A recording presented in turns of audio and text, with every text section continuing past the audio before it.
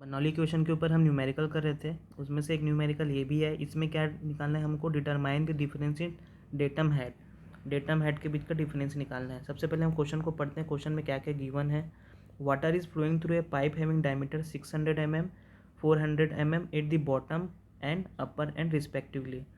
Bottom इसका क्या है, ये 600 mm है और टॉप एंड क्या है इसका 400 mm है। डायमीटर इसका दिया हुआ है क्वेश्चन में। The intensity of pressure at the bottom and is 350।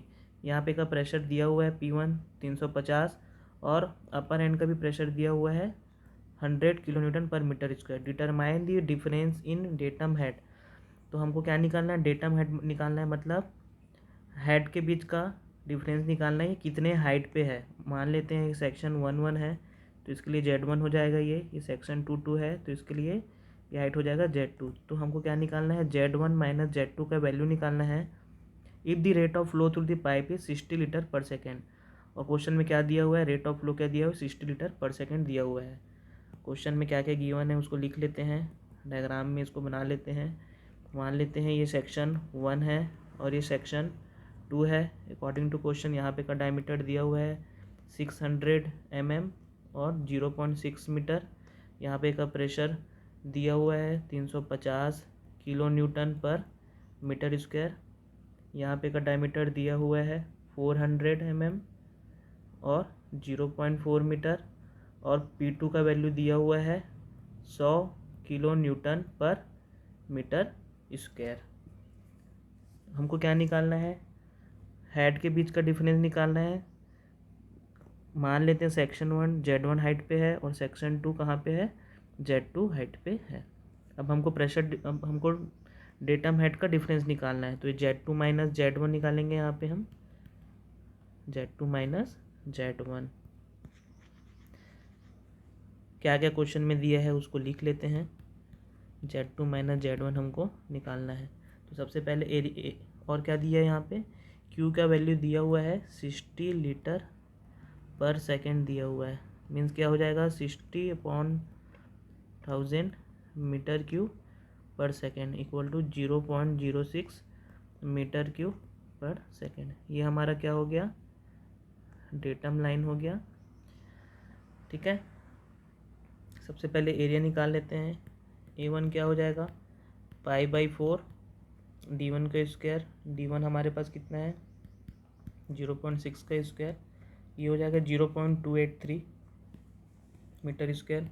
Similarly A2 निकाल लेते हैं, ये हो जाएगा π/4 0.4 का स्क्वायर। इसको सॉल्व करेंगे तो आएगा 0.1257 मीटर स्क्वायर। P1 का वैल्यू दिया है, P2 का वैल्यू दिया है, Q का भी दे दिया है वैल्यू।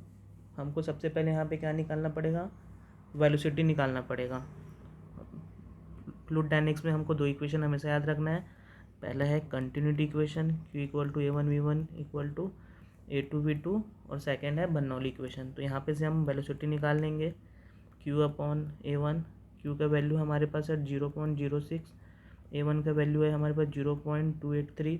तो यहाँ से V1 वेलोसिटी V1 आ जाएगा 0.212 मीटर पर second.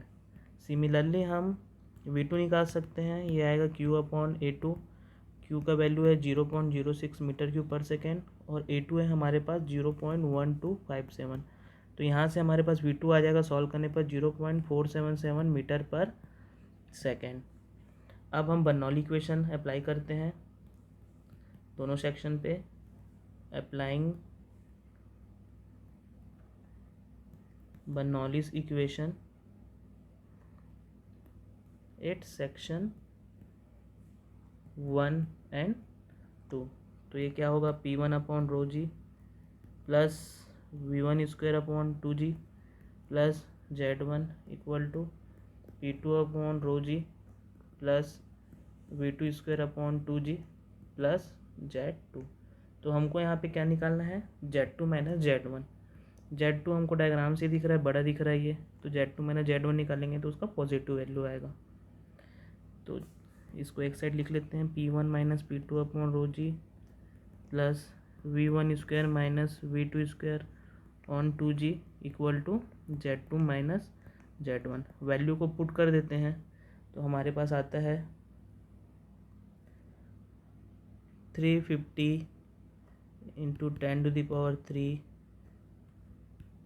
Minus 100 into 10⁻³ upon rho g 1000 into 9.81 plus V1 square 0.212 का स्क्वायर माइनस V2 0.477 का square upon 2G2 9.81 equal to Z2 minus Z1।